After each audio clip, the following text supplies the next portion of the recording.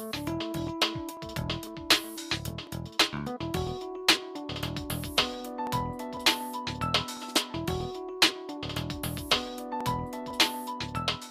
name is Ted Korte. I'm the COO of Qligent.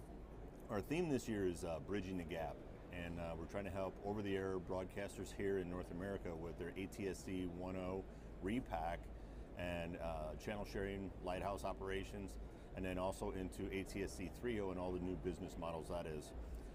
We're also helping OTT providers bridge the gap between video on demand to live linear to what we call a personalized experience, where you have local targeted content and local targeted advertisement. And both of those require last mile verification, and that's where we really come in as a strong component to that overall topology. Yes, there's kind of a land grab, so to speak, for spectrum. And there's cellular providers, especially in certain demographics where it's very highly populated, that they don't have enough spectrum for their own mobile telephone services and mobile broadband services. So the government had put together a program they called repack that basically carved out, I think it was a 700 megahertz section of the band, and now broadcasters have to repack, which is all the way down, I think it's below channel 31. I don't know the exact channels anymore. Well, it's a disruption for them, right? So, and they're right in the middle of two different types of transition. One is the repack is a mandatory change, okay? It's driven by the government, and it has to be done on a certain time schedule. So for instance, if you're at channel 57, now you must move down to channel 31.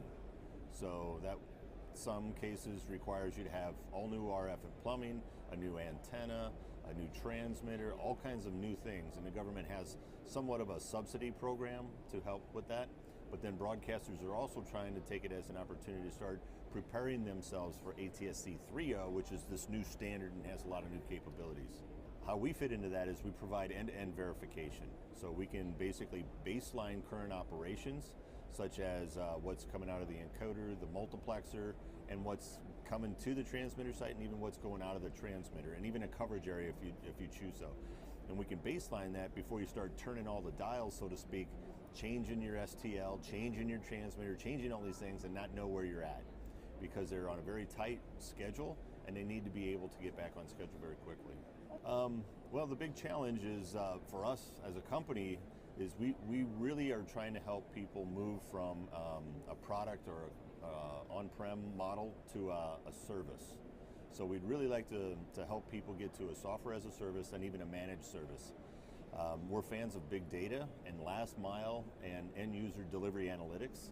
So for that to really work at a large scale, it's got to be cloud-based, and the adoption's a little bit slow. And there's reasons for it. I mean, there's so many things transitioning in the industry worldwide. Everything from political, economic, to everybody spending money on 4K IP studios. No one knows exactly where to spend their money and place their bets.